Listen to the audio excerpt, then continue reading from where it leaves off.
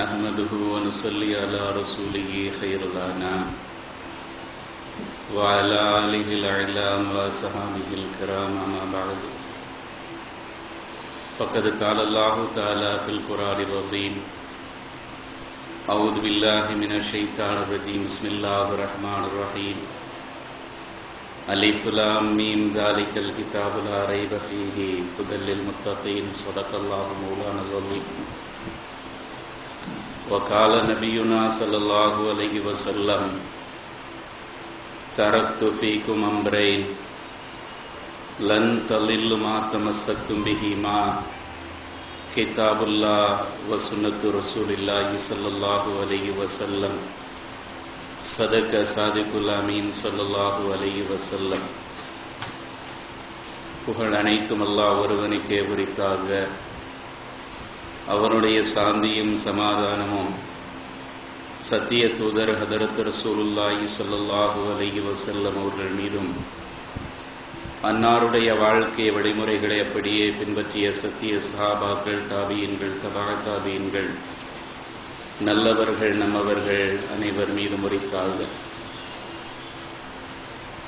பேரன்புமிக்க பெரியோர்களே, சங்கைக்குரிய அல்லாஹ்வின் நல்லடியார்களே, தமிழகத்தின் பல்வேறு பகுதிகளிலும் கோடை வெயிலினுடைய தாக்கமும் அதனுடைய வெளிப்பாடாக அமையப்பெற்றிருக்கிற வெப்பநிலையும் முன்னெப்பொழுதும் இல்லாத அளவிற்கு உச்சகட்டத்தை தொட்டிருப்பதை நாம் பார்த்து வருகிறோம்.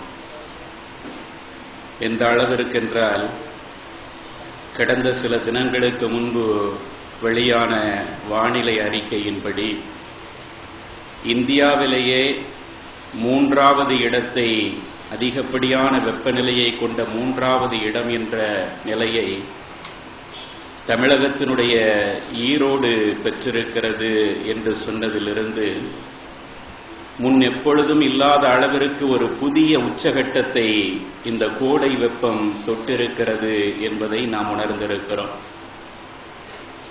ஒவ்வொரு ஆண்டும் ஏப்ரல் மே மாதங்கள் வருகின்ற பொழுதெல்லாம் கல்வி நிறுவனங்களுக்கு, மாணவர்களுக்கு விடுமுறை அளிக்கப்படுகிற அந்த நிலை தொடர்ந்து வருவதையும், அப்படி விடுமுறைகள் விடப்படுகின்ற பொழுதெல்லாம் மாணவர்களுடைய நேரங்கள் பயனுள்ளதாக கழிக்கப்பட வேண்டும் என்பதற்காக பல்வேறு சிறப்பு பயிற்சி வகுப்புகளுக்கு நம்முடைய வீட்டு பிள்ளைகளை அனுப்பி வைப்பதையும் வழக்கமாக நாம் கொண்டிருக்கிறோம்.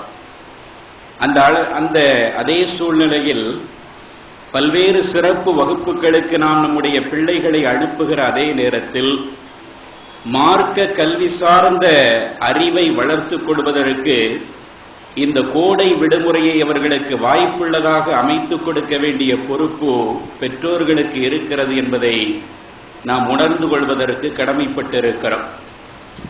ஏனென்றால் குழந்தை பருவம் என்பது அல்லாஹ்வின் மூலமாக பெற்றோர்களிடத்திலே வழங்கப்பட்டிருக்கிற ஒரு அமானிதமான பருவம். அந்த பருவத்தை எப்படி நாம் பயனுள்ளதாக ஆக்குவதற்கு அவர்களுக்கு நாம் பயிற்சி அளிக்கிறோம் என்பதை குறித்து நாளை மறுமையில் நாம் விசாரிக்கப்படுவோம் என்ற கருத்தை இஸ்லாம் பல்வேறு கோணங்களை முன்வைக்கிறார். அல்லாஹு தஆலா திருக்குர்ஆனிலே சொல்லி காட்டுவான், யா அய்யுஹல்லதீன ஆமனூ கூ அன்ஃபுஸக்கும் வ அஹ்லீக்கும் நாரா. ஈமான் கொண்ட பெருமக்களே, நீங்கள் உங்களையும் உங்களுடைய குடும்பத்தினரையும் நரக நெருப்பிலிருந்து தற்காத்துக் கொள்ளுங்கள் என்று அல்லாஹு தஆலா சொல்லி காட்டுவார். நரக நெருப்பிலிருந்து தற்காத்துக் கொள்ளுங்கள் என்றால் நரக நெருப்பு எவ்வளவு கொடூரமானது என்பதை உணர்ந்து அதிலிருந்து பாதுகாப்பு பெறுவதற்குரிய வழிவகைகளை நீங்களும் ஏற்படுத்திக் கொள்ளுங்கள், உங்களுடைய குடும்பத்தினருக்கும் ஏற்படுத்திக் கொடுங்கள் என்று அல்லாஹு தஆலா எச்சரிக்கை விடுக்கும் விதமாக பேசுவதை பார்க்கிறோம். நபிகள் நாயகம் ஸல்லல்லாஹு அலைஹி வஸல்லம் அவர்கள் சொல்லுவார்கள் அல்லவா, குல்லுக்கும் ராயின் வ குல்லுக்கும் மஸ்ஊலுன் அன் ரஇயத்திஹி.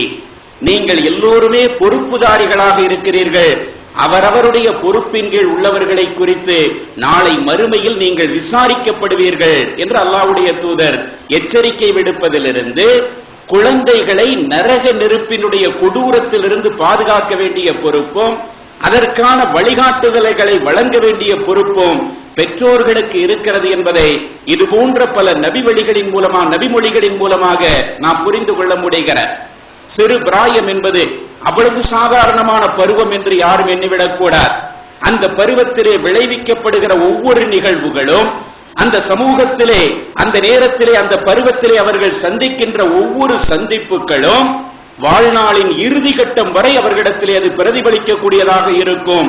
பசுமையாக அவர்களுடைய உள்ளங்களிலே அது பதிந்திருக்கும் என்பதற்கு எத்தனையோ உதாரணங்களை சொல்லலாம். பெருமானாருடைய வாழ்விலே நடைபெற்ற ஒரே ஒரு சரித்திர நிகழ்வை மட்டும் இந்த இடத்தில் நினைவூட்டுவது அவசியம் என்று நினைக்கின்றேன். சிறு பிராயத்தினுடைய நிகழ்வுகள், சிறு பிராயத்திலே நடைபெறுகிற சம்பவங்கள் எவ்வளவு பசுமையாக மனதிலே பதிந்திருக்கிறது என்பதை எடுத்து காட்டுவதற்காக நாம் சொல்லுகிறோம். பெருமானாருடைய காலத்திலே நடைபெற்ற ஒரு யுத்தம், ஹுனைன் என்ற ஒரு பிரபலமான ஒரு யுத்தம். ஹிஜ்ரி 8ஆம் ஆண்டிற்கு பிறகு இந்த யுத்தம் நடக்கிறது. பெருமானாருடைய கடைசி காலகட்டம் நெருங்கிக் கொண்டிருக்கிற போது நடைபெற்ற யுத்தம். இந்த யுத்தம் யாருக்கு மத்தியிலே நடக்கிறது என்றால், இஸ்லாமியர்களுக்கும் இஸ்லாமிய விரோத சக்திகளாக இருந்த சகீஃப் ஹவாசின் என்று அழைக்கப்படக்கூடிய 2 கோத்திரத்தார்களுக்கு மத்தியிலே நடைபெற்ற மிகப்பெரிய ஒரு வரலாற்று சிறப்பு மிக்க யுத்தம். அந்த யுத்தத்தினுடைய முடிவிலே இஸ்லாமியர்கள் வெற்றி பெறுகிறார்கள். ஏராளமான பொருள் செல்வங்கள், போர் செல்வங்கள் முஸ்லிம்களுக்கு அந்த யுத்தத்தின் மூலமாக கிடைக்கிறது என்பதையும் கடந்து அந்த ஹவாசின் சகீஃப் என்ற கிளைகளைச் சேர்ந்த ஏராளமான பெருமக்கள் போர் கைதிகளாக சிறைபிடிக்கப்படுகிறார்கள். யாரெல்லாம் இஸ்லாத்திற்கு விரோத சக்திகளாக செயல்பட்டுக் கொண்டிருந்தார்களோ அவர்கள் அடக்கி ஒடுக்கப்பட்டதோடு மட்டுமல்லாமல் அவர்கள் எல்லாம் போர் கைதிகளாக சிறைபிடிக்கப்படுகிறார்கள். அப்படி சிறைபிடிக்கப்படுகிற போது ஒரே ஒரு பெண்மணியும் அந்த சிறை கைதிகளில் ஒருவராக இருந்தார். ஒரே ஒரு பெண்மணி அல்ல, நிறைய பெண்கள் இருந்தார்கள். அதில் ஒரு பெண்மணி சம்பந்தப்பட்ட ஒரு செய்தி, ஷைமா பின்த் ஹாரிஸ் என்று அழைக்கப்படக்கூடிய ஒரு பெண்மணி.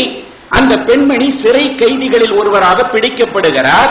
அவர் பிடிக்கப்படுகிற போது வயது அவருக்கு எத்தனை இருக்கும் என்று எண்ணி பார்த்தோம் என்று சொன்னால் கிட்டத்தட்ட 63 வயதுகளை கடந்துவிட்ட நிலையில் அந்த பெண்மணி வயது முதிர்ந்த மூதாட்டியாக இருக்கிற நிலையில் அவர்கள் போர் கைதியாக சிறைபிடிக்கப்படுகிறார்.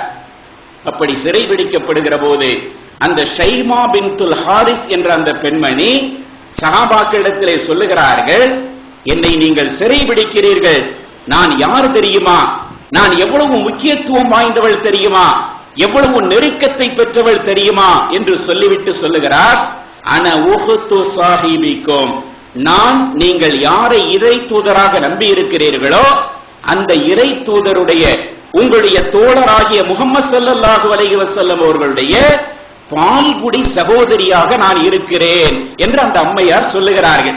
ஷைமா பின்துல் ஹாரிஸ் என்ற அந்த பெண்மணி இறை நிராகரிப்பாளர்களில் ஒருவராக இருக்கிறார்.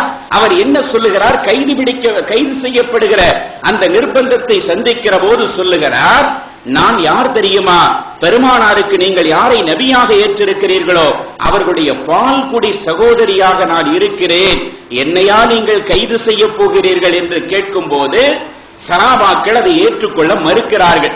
அந்த அம்மையார் கைது நடவடிக்கையை தவிர்த்து கொள்வதற்காக, தன்னை தற்காத்துக் கொள்வதற்காக இப்படி பொய் சொல்லுகிறார் என்று அவர்கள் எண்ணியவர்களாக சொன்னார்கள், நீங்கள் யாராக வேண்டுமானாலும் இருந்துவிட்டு போங்கள், பெருமானாரிடத்திலே வந்து பேசிக் கொள்ளுங்கள் என்று சொல்லி அந்த பெண்மணியை கைது செய்து நேர பெருமானார் தங்கி இருக்கிற அந்த முகாமிட்டு இருக்கிற இடத்திற்கு அந்த பெண்மணியை அழைத்து வருகிறார். மதீனாவிற்கு பெருமானார் வந்துவிட்ட சமயத்திலே நடக்கிறது. ஹவாசின் என்பது தாயிஃபுக்கு போற வழியிலே உள்ள ஒரு இடம். அந்த இடத்தில் வைத்துதான் இந்த யுத்தம் நடக்கிறது. இப்பொழுது கைதியாக பிடிக்கப்பட்டு அந்த பெண்மணி மதீனாவிற்கு கொண்டு வரப்படுகிறார்.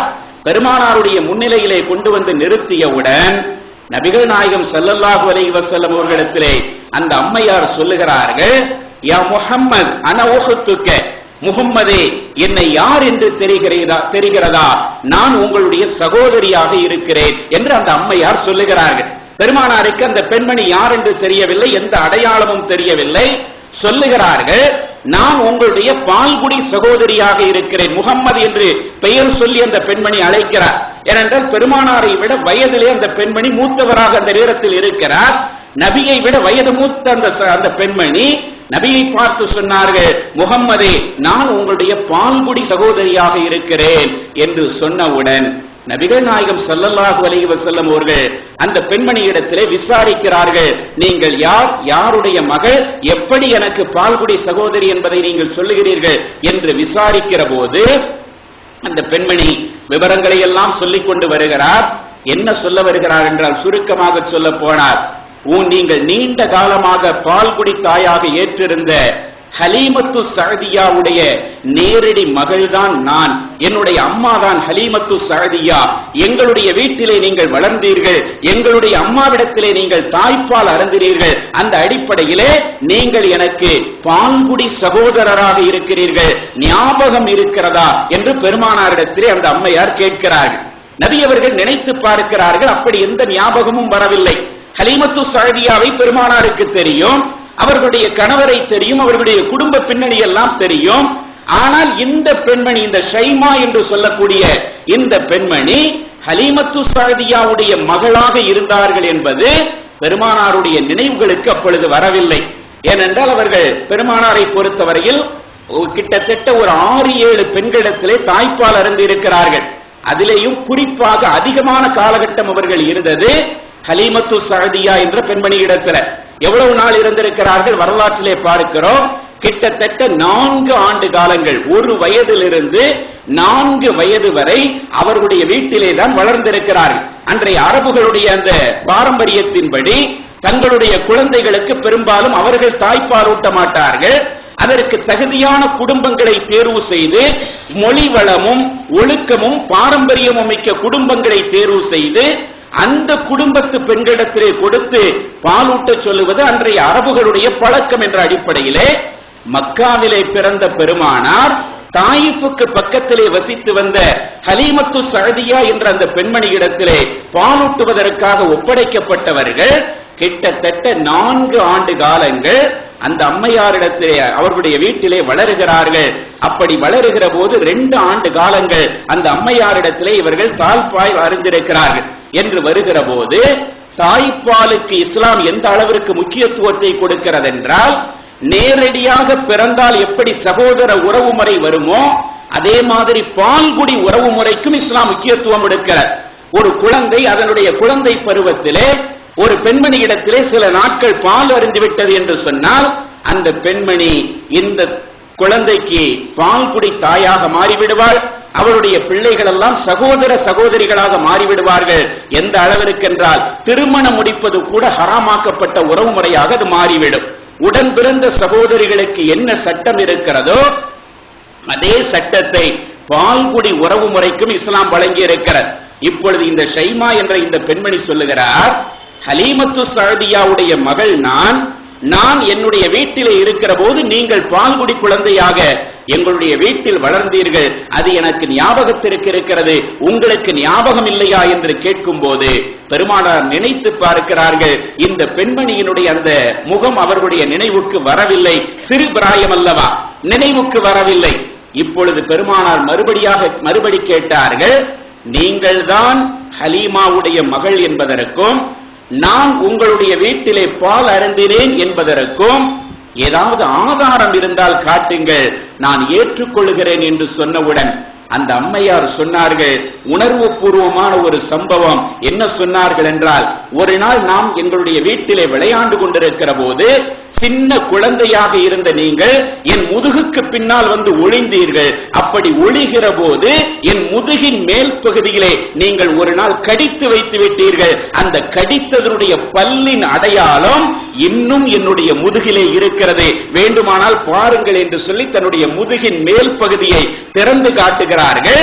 அதில் ஒரு குழந்தை கடித்து வைத்ததற்கான அந்த அடையாளம் அப்படியே இருக்கிறது. இது ஹதீஸ்களிலே இடம்பெற்றிருக்கிறது. அந்த பெண்மணி காட்டுகிறார்கள், சிறு பிராயத்திலே இருக்கிற போது விளையாடுகிற போது விளையாட்டுத்தனமாக என்னுடைய முதுகுக்கு பின்னால் வந்து நின்ற நீங்கள் விளையாட்டுத்தனமாக என் முதுகிலே கடித்து வைத்தீர்கள், அந்த கடித்ததனுடைய அடையாளம் கூட இன்னும் இருக்கிறது என்று காட்டியவுடன் பெருமானாருக்கு ஞாபகம் வந்து விடுகிறது.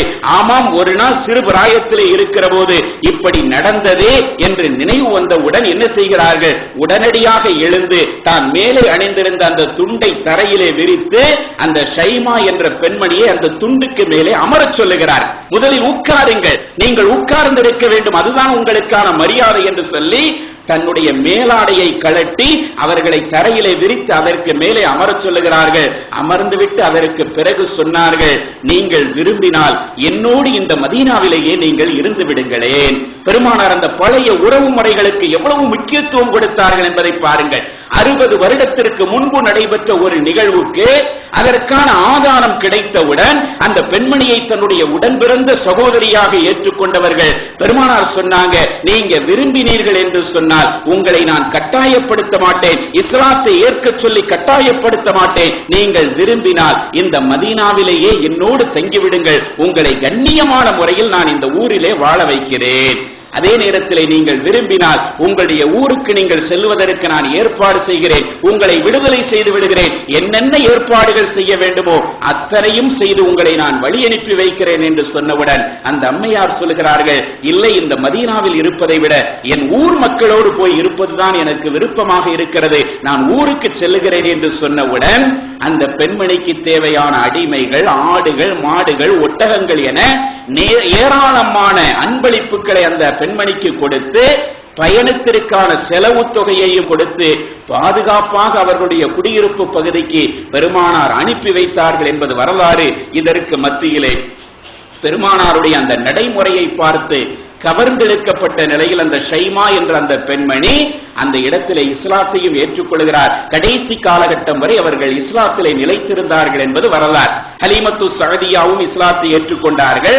அவர்களுடைய பிள்ளைகளில் ஒருவராக இருந்த இந்த ஷைமா பின்துல் ஹாரிஸ் என்ற இந்த பெண்மணியும் இஸ்லாத்தை ஏற்றுக்கொண்டு அதற்கு பிறகு அவங்களுடைய குடியிருப்பு பகுதியிலே போய் கடைசி காலகட்டம் வரை அவர்கள் வாழ்ந்தார்கள் என்பது வரலாறு.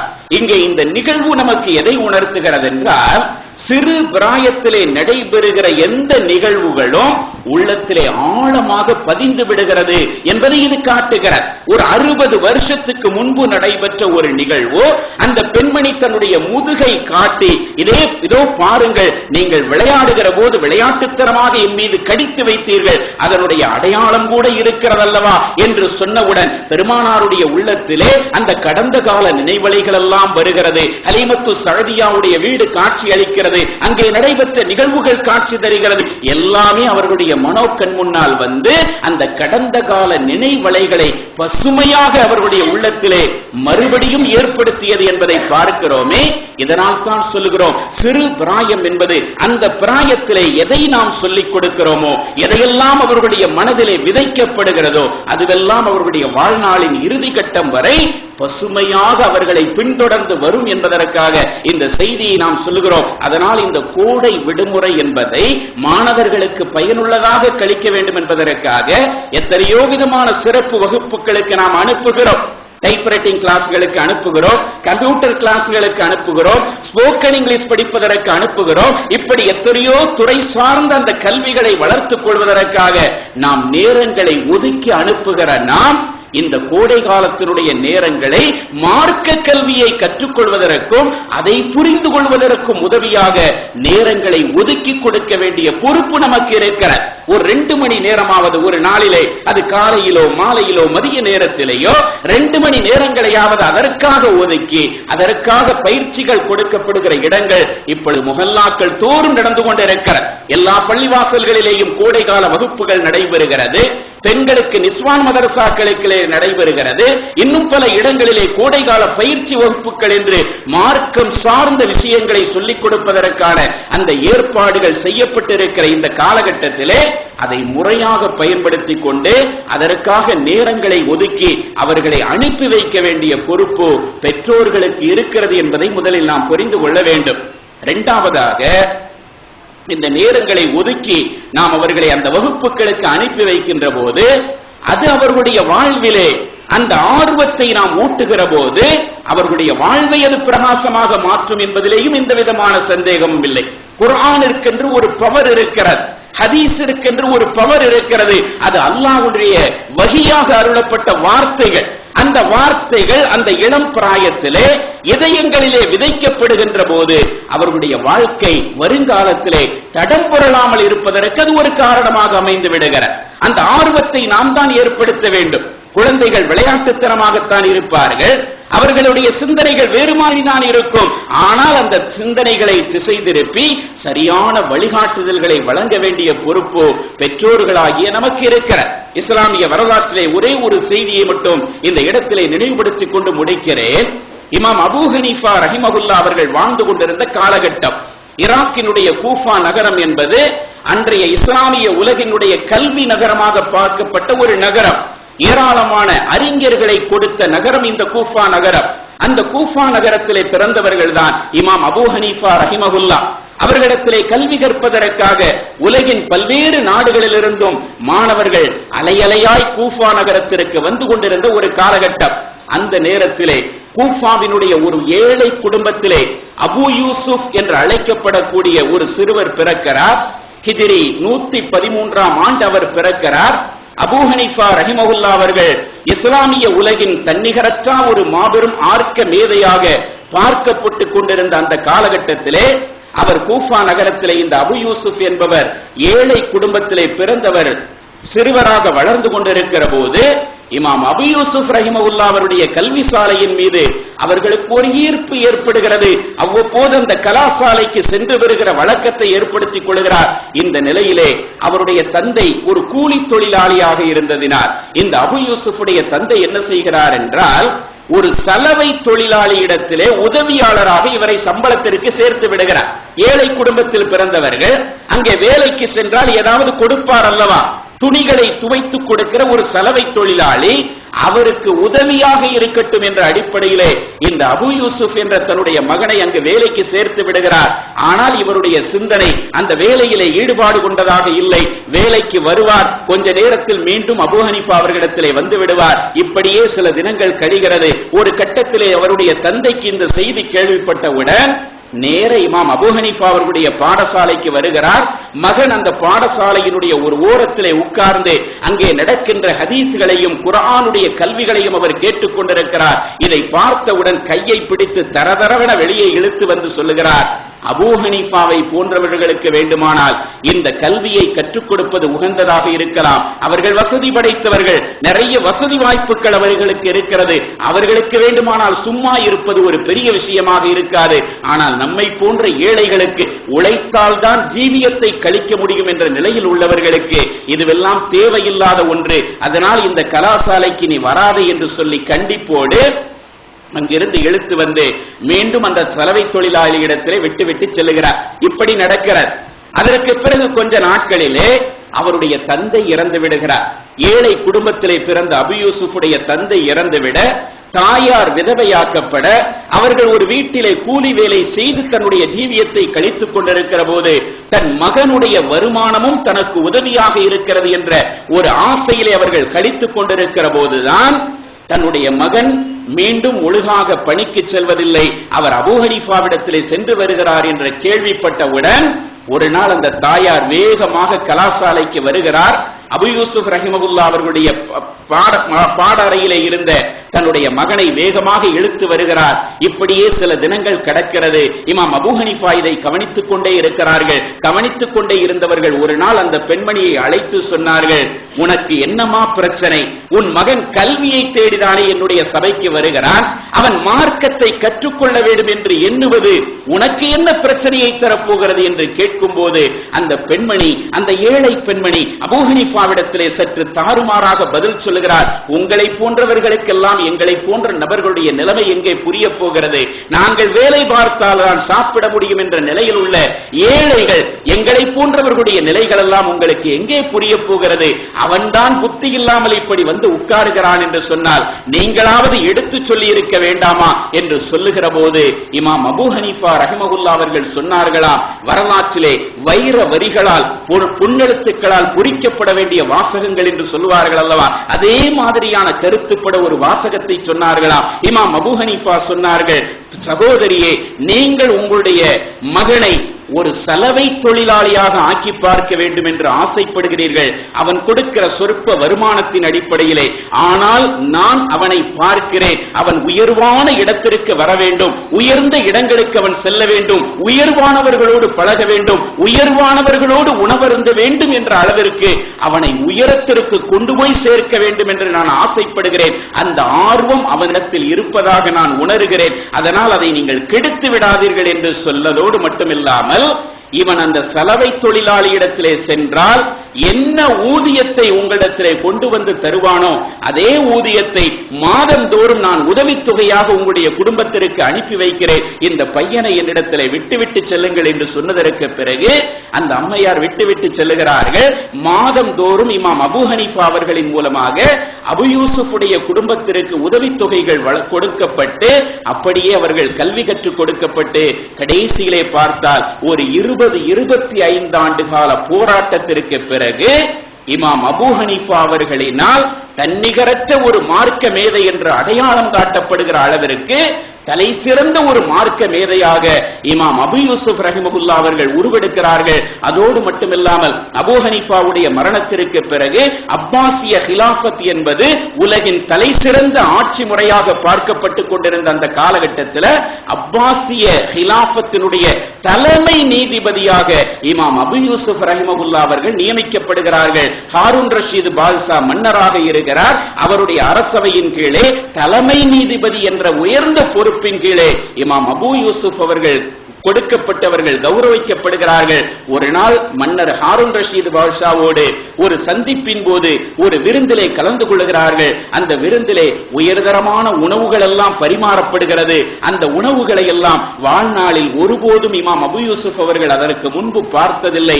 சாப்பிடுங்கள், இது உங்களுக்காகத்தான் தயாரிக்கப்பட்டிருக்கிறது என்று மன்னர் ஹாரூன் ரஷீத் பாட்ஷா சொல்லுகிற போது இந்த அபூ யூசுப் ரஹிமஹுல்லாஹ் அவர்களுடைய கண்களில் இருந்து கண்ணீர் துளிகள் வடிகிறது.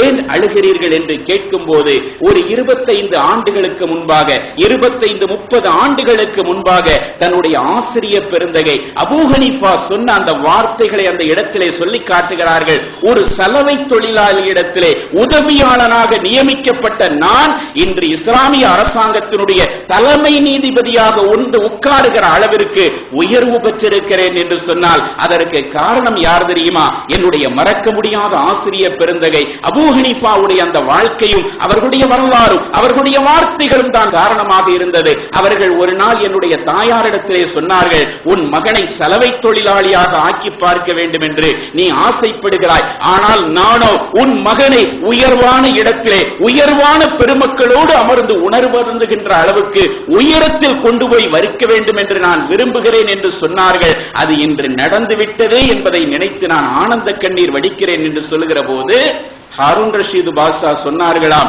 எல்லோரும் தங்களுடைய அகக்கண்ணால் உன்னை பார்க்கின்ற போது உங்களுடைய ஆசிரியர் அபூ ஹனீஃபா மட்டும்தான் தன்னுடைய புறக்கண்களால் உங்களை பார்த்திருக்கிறார்கள். அதனால் நீங்கள் இப்படி வருவீர்கள் என்பதை அவர்கள் உணர்ந்து அதற்கு தகுந்த வழிகாட்டுதல்களை வழங்கியிருக்கிறார்கள் என்று பெருமையோடு இமாம் அபூ ஹனீஃபா அவர்களை நினைவு கூர்ந்தார்கள் என்பதை பார்க்கிறோமே. எதற்காக சொல்லுகிறோம் என்றால், சிறு பிராயத்திலே நாம் எந்த மாதிரியான வழிகாட்டுதல்களை நம்முடைய பிள்ளைகளுக்கு நாம் வழங்குகிறோமோ அதுதான் அவர்களுடைய வாழ்வை தீர்மானிக்கும் என்பதற்கான எடுத்துக்காட்டாகத்தான் இந்த செய்திகளை நாம் சொல்லுகிறோம். ஆகவே இந்த கோடை விடுமுறை என்பதை பயனுள்ள விதத்திலே கழிக்க வேண்டும் என்ற அடிப்படையிலே பல்வேறு பயிற்சி கூடங்களுக்கு உங்களுடைய பிள்ளைகளை அனுப்புகிற நீங்கள் மார்க்க கல்வி சார்ந்த இடங்களுக்கும் அனுப்பி வையுங்கள். அந்த தொடர்பு அவர்களுடைய வருங்கால வாழ்வை வளமாக்கும் என்பதில் எந்த விதமான சந்தேகமும் இல்லை. அந்த விதத்தில் பயனுள்ள நாட்களாக இந்த நாட்களை கழிப்பதற்கு அல்லாஹு தஆலா நமக்கு அருள் புரிவானாக. நம்முடைய குழந்தைகளை நம்மிடத்திலே ஒப்படைக்கப்பட்டிருக்கிற அமானிதங்கள் என்ற அந்த பொறுப்பை உணர்ந்தவர்களாக பயனுள்ள விதத்திலே வழிகாட்டுதல்களை வழங்கக்கூடிய பெருமக்களாக நம் அனைவர்களையும் இறைவன் ஆக்கியருள் புரிவானாக. வாஹிர் தவானா அல்ஹம்துலில்லாஹி ரப்பில் ஆலமீன். அஸ்ஸலாமு அலைக்கும் வரஹ்மத்துல்லாஹி தஆலா வபரகாத்துஹு.